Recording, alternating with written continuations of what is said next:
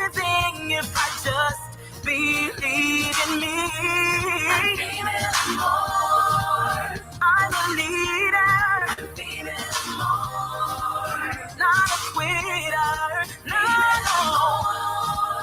I can do anything if I stand up to my feet. I overcome the hurtful voices whispering I'm not good enough. It's a new me. I am powerful. I'm unstoppable. I'm beautiful. I'm a dreamer.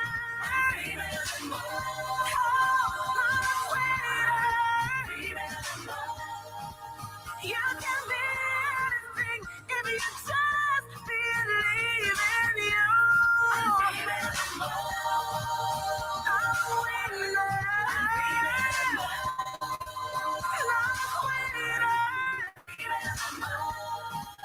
I can be anything. I'm an achiever. I'm resilient. I'm unstoppable. I'm a maker. I'm creative. I'm brilliant. I'm female. And more. Ooh. Oh. It's the cry of a girl born gifted, another maker on earth. Yet the world really thinks It is an interesting day in Monroeville. But I am more. I'm born to be a maker in my greatness, my mind. And I'd like to say good morning, good afternoon, good evening to all of you. My name is Princess Alexa Venture-Colley, and we're back on your radio with another great presentation of Women's Spotlight. Today is the 23rd day of April 2025, and it is an interesting day in Monroeville. Anything if I just believe in me. I'm feeling more. Woo! Come on, ladies, sing with me. There's an old story out there. We're live on Freedom Radio Liberia, Facebook, and YouTube, and of course on your FM dial 87.9. From here, I decide the path I'm unstoppable. I'm born to be a maker in my greatness. My mind can see. I have power to be anything.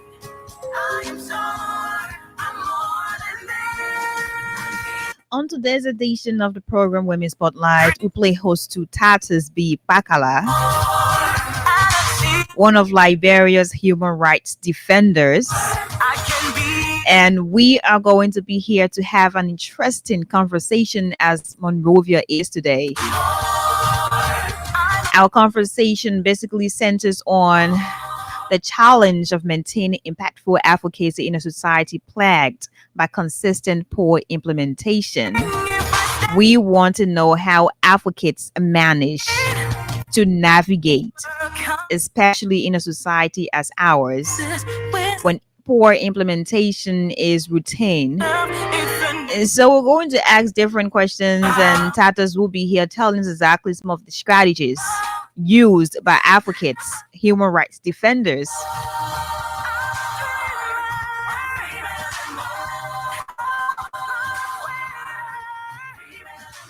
to make an impact in Liberia or beyond Liberia. On yesterday, 22nd of April 2025, Nibaians went to the polls. And if you followed our presentation last Wednesday, we talked about a fundraiser being held to support Edith Gonglo Ware, one of the candidates in the just ended senatorial by-election in Nimba County. And I'm sure a lot of Liberians are interested in the results. And so today we're just waiting, to get more of that from Nimba County. But we're going to leave it at that. However, where you're joining us, would like to say welcome. Only a female, but I am born. I would like to say good afternoon to my boss, old man Sam Sion. How are you this afternoon? Thank you for always tuning in, for always joining us on Women Spotlight. And I'm also here with my able producer, Abraham Kamara, the DJ's hero. We're going to take a very short break. When we get right back, we talk basically why we're here. I can be anything if I just believe in me. I'm female more. Woo! Come on, ladies, sing with me. There's an old story out there where the writers decide for me. Hear the new story from here. I decide the path I'm unstoppable. I'm born to be a maker. In my greatness, my mind can see. I have power to be more. I'm more than that. I'm a dreamer. I'm female more. An achiever.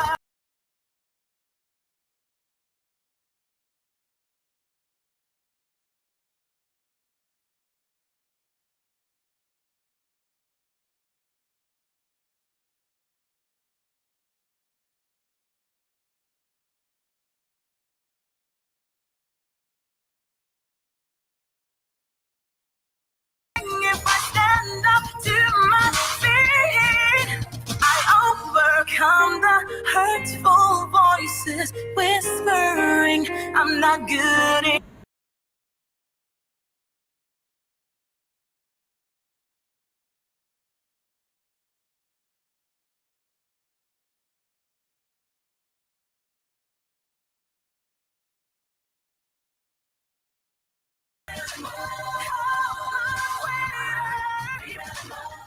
You can be anything if you just believe in you.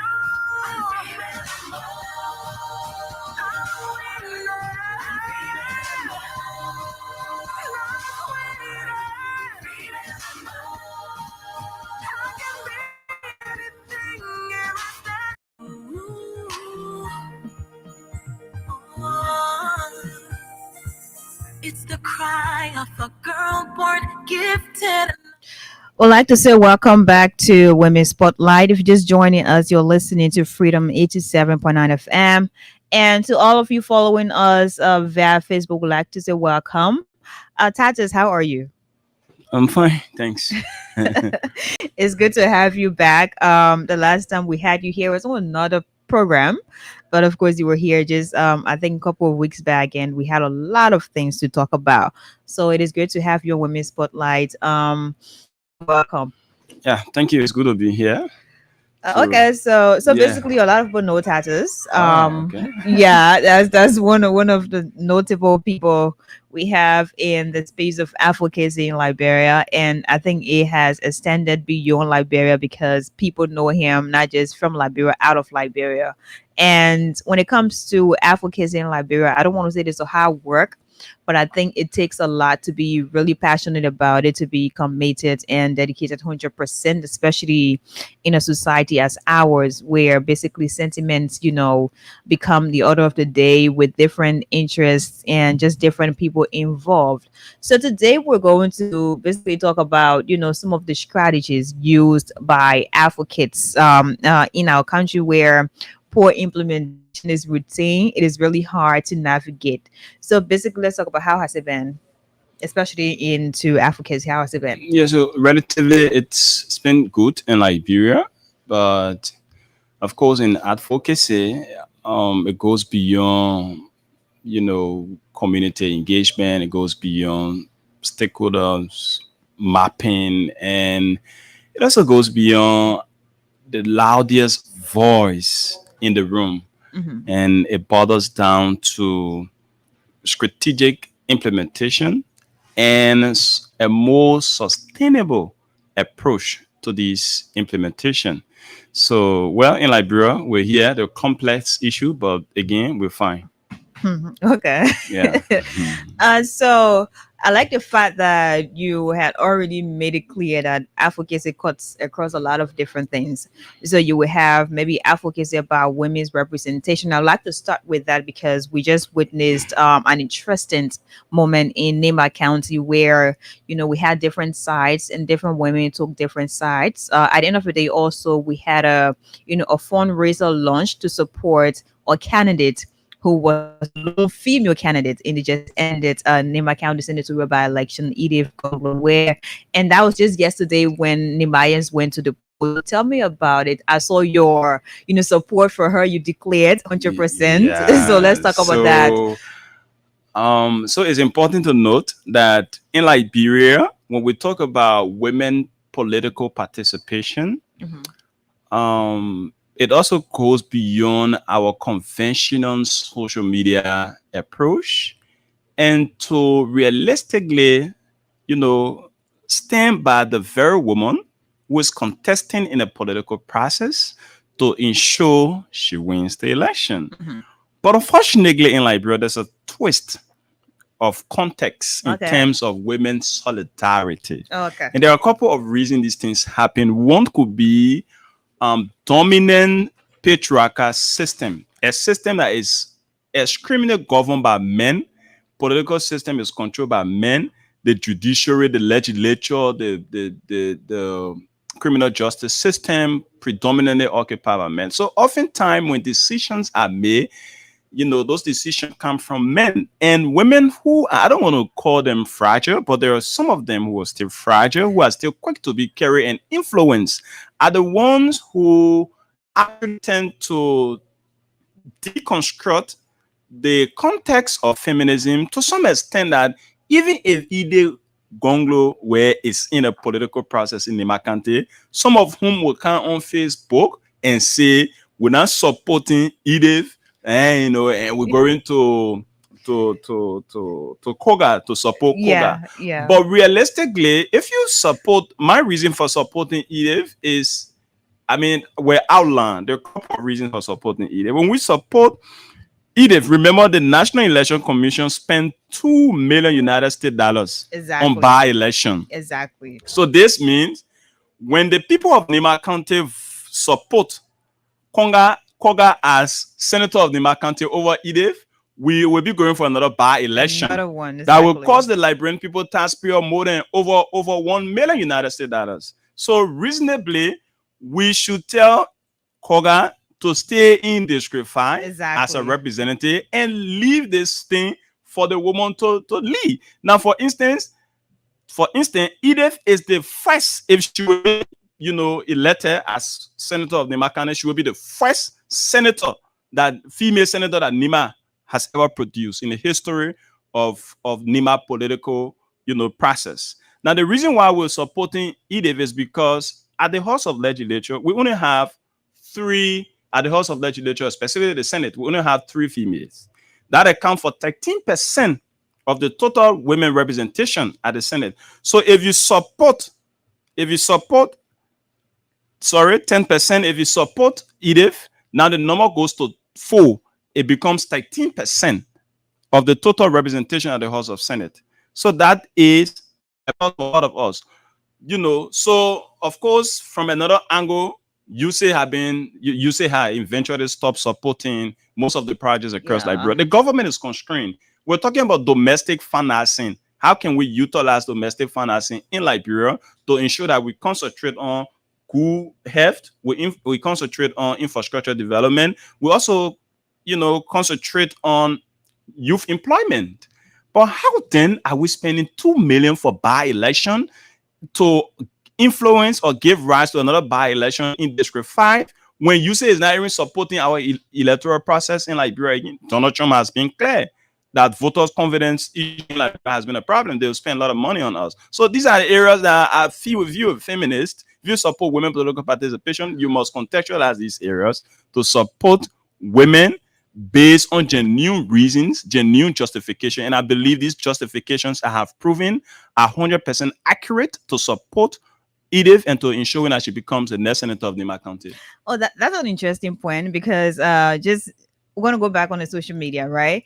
and it is really hard to call people hypocrites. But again, if you go back to just the social media, you will see a couple of people who were maybe loudest voices back in the day talking about, you have to support women, you have to make sure women are at the highest table when it comes to decision making processes in Liberia. I mean, just recently, some of them just said something else, and I don't want to say it did not make sense, but some of the things they said did not make sense, and they were not really, as logical as it should be, especially when it comes to people who are championing the fight to have women represented to a highest level or higher level. But then here we are again in Liberia. You talk about a system that is dominated by men, and that is now a secret, because if you just look around you, you understand from every sector we have in Liberia, we have like a huge percentage of men. But then if you're going to look back at women, they're just few. So should we also say that, yeah, as much as we are, talking about the advocacy to have women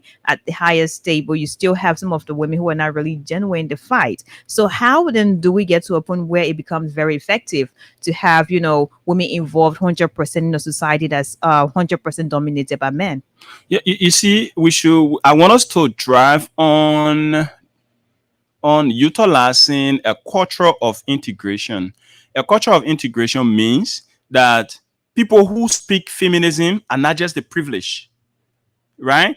But the very woman who is in West Point selling pepper and salt should also be part of the conversation of feminism. So that means we expand, it is not just eminent, yes, because prominent people. When you leave the conversation with the privileged, they tend to dominate more than people, and they're not speaking the reality. I mean, the sufferings and reality those women face in West Point. So we need to derive at a culture of integration where a woman from West Point, a woman from Salaye, a woman from Fisebu Zozo or Nimakante, who is not even literate, can be part of this conversation on women political participation and supporting women. If we don't do this, we'll always have a pretentious nature in feminism in Liberia. Exactly. That's how it's going to be like. So at this moment, we should ensure that feminism is not just discussed by the privileged, but it should also be discussed by the very local people who feel oppressed in a patriarchal system. So how do we reach out to them? Because there are some people who will be like, no, I don't want to be a part of this, because you talked about the privileged, right? So there are probably women who are notable in society. They're prominent people. They're eminent people. They're just people who looks at, oh yeah, this is a woman, she has a voice. But then you have people who are in rural Liberia. You talked about Salah, you talked about Fisebu, you talk about West Point, and just different parts of Liberia. They're not really seen, but they are to be heard. They are to be involved. So if we continue to have privileged women and young girls just channeling in this message of, hey, feminism, we need women to be represented, we need women to be empowered, who then will go to those women who are not seen, who are not heard, but then they're afraid to actually come up? So how do we reach out to them? So I think part of our strategy is to ensure that we also use our traditional media, that the radio we're talking on currently is very good. It's going all across Liberia. If it does go across Liberia, it is going across, and people are listening. And the second one is that we should have, robust community engagement. Those tend to be biased in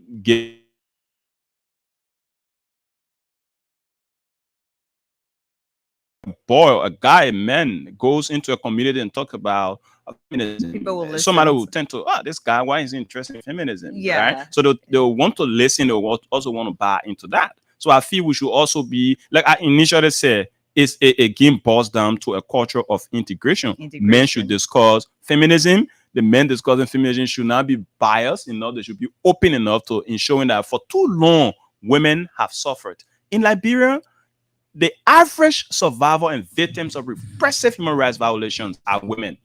Why are we always giving privilege to men? It's not a bad thing, but at least let's talk about gender equality. Let's talk about empowering women in political process. Let's talk about empowering women in informal, businesses or formal businesses transaction. Let's talk about women becoming, their own CEOs, your own bosses, in entrepreneurship. Let's talk about that. But when we tend to discuss feminism in Liberia, there's a whole fracture conversation. There's a whole and fracture and, and, and practices. I think that that's where I'm going to come, right? Understanding what feminism is, and also understand the projection. But I don't want to say about women or about young girls, because I'm also a young girl.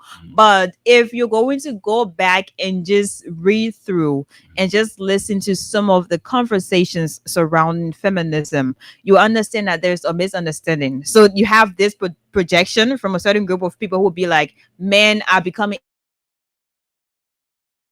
they don't want women to progress to some extent. And then you also have men who understand feminism in a certain way, saying, no, this is not what feminism is. Feminism is like this, and we're supposed to work together. So if you continue to have that projection that presents, misunderstanding, then you also have people who have their own meaning of feminism. Like, how do we have this advocacy to be as effective as it is supposed to be impactful?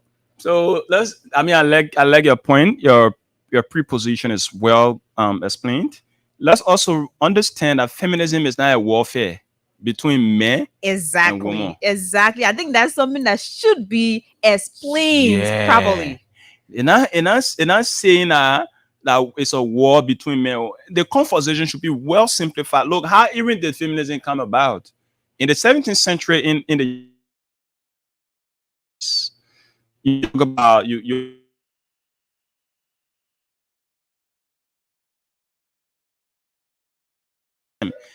in era of employment right, they were oppressed. So they tend to, because that was the era of I said no. We have to come out and to ensure that women get empowered, right? And it happened in the US, of course. There were women who worked in former democratic and political system.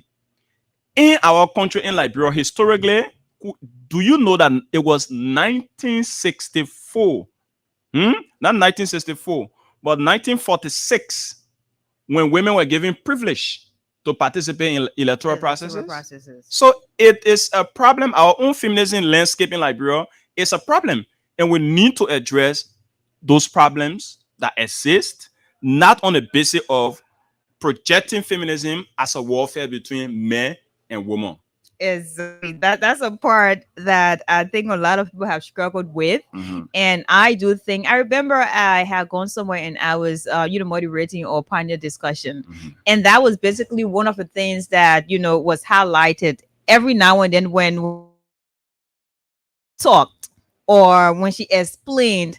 And then you would have, I don't want to say it was more like a combative session where you have, men or young boys in the audience saying, no, this is not it.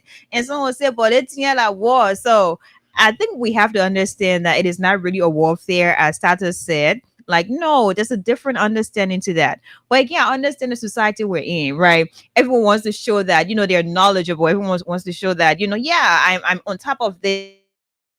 People have to focus on our own point of view, and that basically what is generally discussed when it comes to feminism. So that should be basically explained. And I like the fact that you simplified it really, really well, because I'm so tired of saying all these different back and forth. It is important to have a discussion, especially when a person doesn't understand certain things. But it is more important to make people understand the simplest meaning of feminism and how people can actually work together. But then we'll get back to the different systems we have in Liberia. Advocacy is not just about, oh, we're focusing on, maybe we're talking about clean drinking water, or we're focusing on women's representation or that. But then you have different things in Liberia. You have constitution, for example. So there are people who do not understand different articles in the constitution, and then you have the government of Liberia, because we're discussing poor implementation being routine in Liberia. And then you have the government of Liberia. You also have different advocacy groups and maybe international partners. They're trying so hard to make sure people understand what's going on, and how some of these laws can be implemented. But then when you have a system, I don't want to say a broken system, but what happens when you have these different systems, yet the systems are not properly working? So how do advocates actually navigate these different systems that are not really, really working as they should be working, when it comes to protecting the constitution, when it comes to protecting human women and girls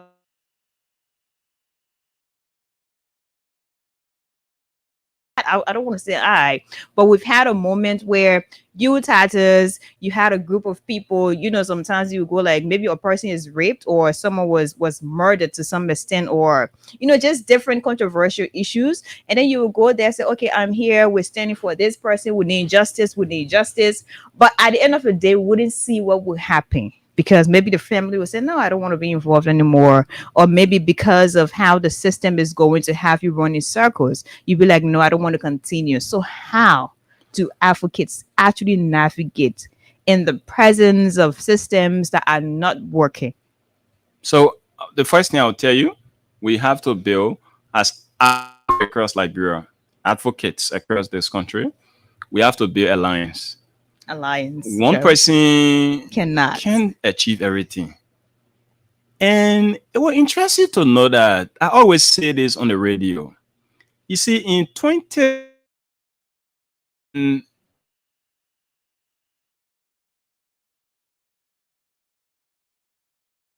with over 57 youth organizations.